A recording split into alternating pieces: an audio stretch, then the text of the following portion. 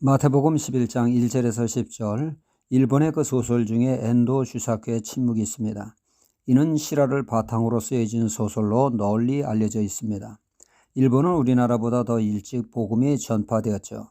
복음 전파 중 박해도 엄청나 바닷가에 말뚝을 세워놓고 믿는 자들을 그곳에 묶어뒀습니다. 바닷물이 들어와 졸지에 그들을 수장될 처지에 놓였던 것이죠. 그러니 살고 싶으면 배교하라는 것입니다.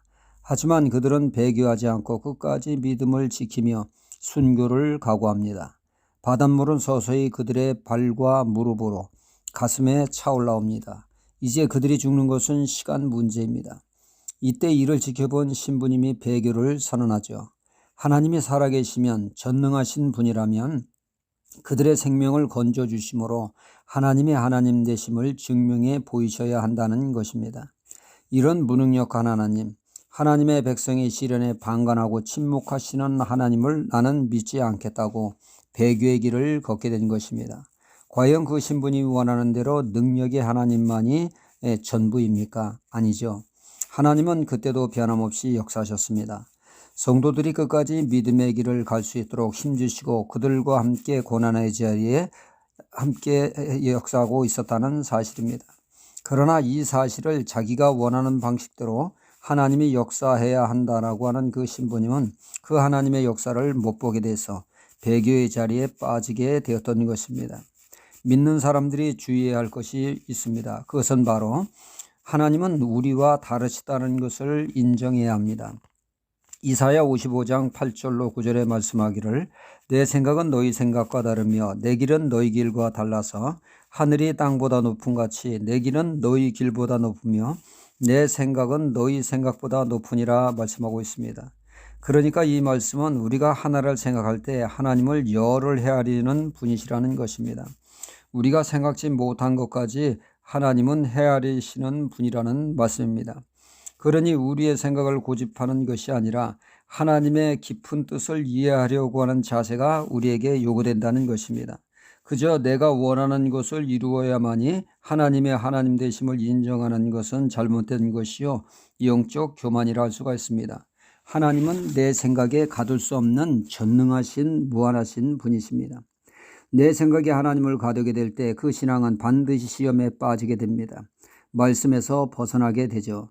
이와 같은 일이 세례 요한에게도 일어나는 내용이 오늘의 말씀입니다.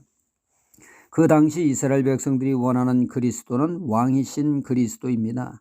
다윗 왕과 같은 절대 권력을 가지고 로마의 지배에서 그들을 구원하는 능력의 그리스도였습니다.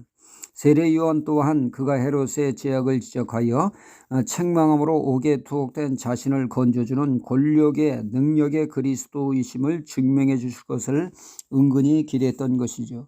그런데 예수님은 그가 원하는 것을 이스라엘 백성들이 원하는 왕 대신 능력의 그리스도의 모습은 전혀 보이지 않으니 그는 예수님이 과연 그리스도가 맞나 회의에 빠져 그의 제자들을 주님께 보낸 내용이 오늘 말씀입니다.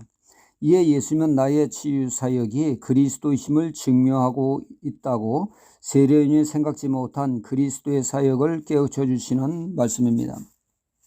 그러니까 그들은 왕이신 그리스도로 증명하라는 그들에게 예수님은 그리스도의 삼직, 선지자직, 제사장직, 왕직 중 지금은 주님이 선지자적 사역으로 복음을 가르치고 전파함으로 그리스도를 증명하고 있으며 그런가 하면 또 수많은 치유 사역을 통하여 그리스도의 제사장직을 수행하고 있다는 것입니다.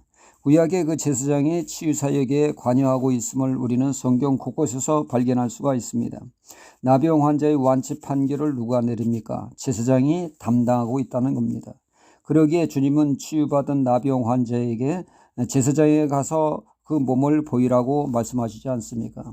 주님은 치유 사역을 통하여 그리스도의 제사장직을 수행하고 있다는 말씀입니다. 우린도 이 점을 주의해야 됩니다. 내가 원하는 대로 역사하시는 하나님만이 하나님이 아닙니다. 우리가 모르고 이해 못하는 하나님의 역사를 인정할 때 시험 들지 않고 신앙이 깊어지게 되어집니다. 우리는 더 많이 더 깊게 하나님을 이해하고자 힘쓰는 신앙이 되어야겠습니다. 그럴 때 내가 알지 못하는 내게 이미 역사하고 계시는 하나님을 깨닫게 될 것입니다. 할렐루야.